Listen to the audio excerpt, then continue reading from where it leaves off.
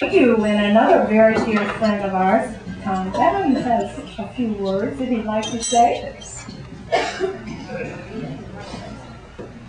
Well, when Nancy said she was going to have some people say a few things, and tonight I said, well, now, how's this program going? She said, well, you're going to be the second one on the program.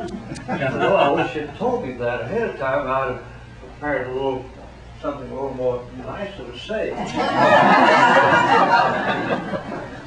But Dave, Elaine and I have known you for about 15 of the 70 years you're celebrating tonight. And we really appreciate your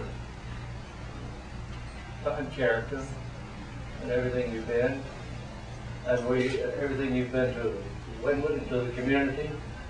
And I have to say, we're just thankful for all the things we've learned from you. Among the first is we would never have appreciated how extravagantly super Minnesota is without Dave. Where are my people?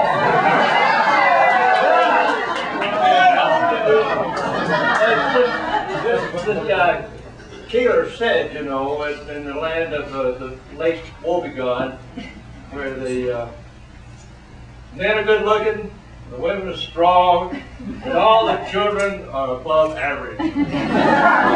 We've not learned all that about Minnesota, so we're thankful to you for that.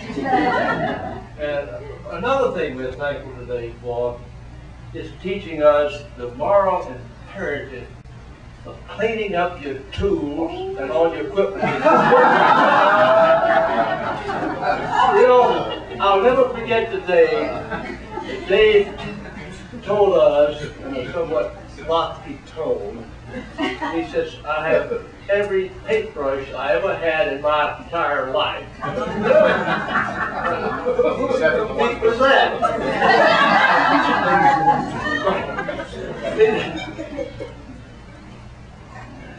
But we're really thankful, I'm really thankful, Dave, for the many hours of friendship with you, all the fun that we've had.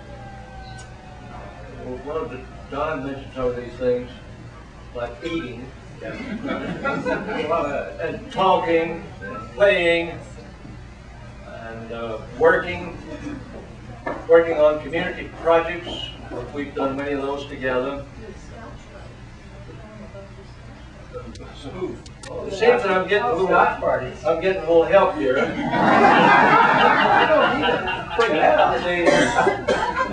The Scotch party is, we call it, well, we had a little code we used. We call each other OOF. That stands for old friend.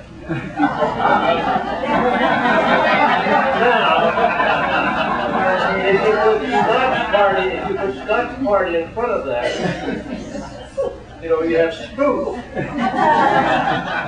So we've had a lot of spoofs together. I don't drink Scotch.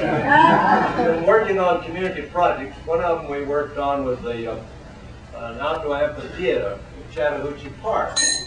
And Dave assumed the lead on that. He not only told us how to do it, he drew detailed drawing of the whole thing.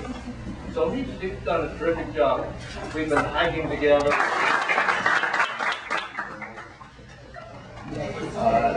If you don't know it, my children live in 5 different states. And they started coming in Christmas Eve. By Wednesday, everybody was here. And we had our first Christmas together, all together, in 20 weeks.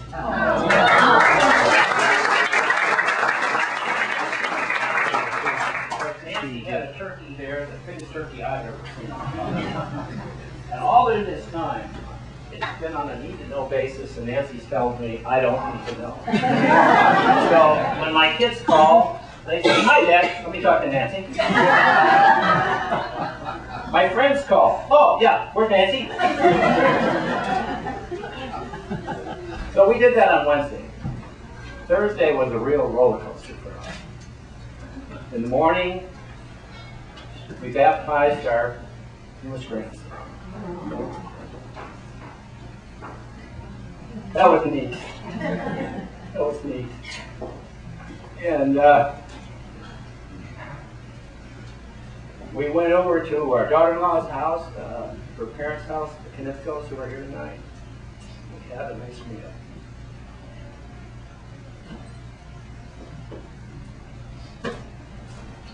Then we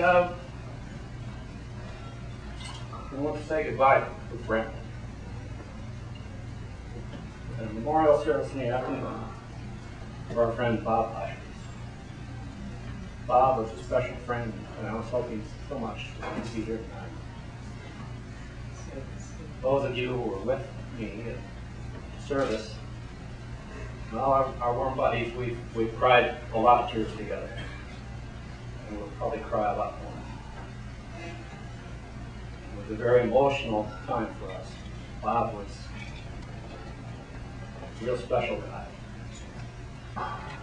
In the evening, my family said, well, we're going out to dinner. And I said, well, that sounds good.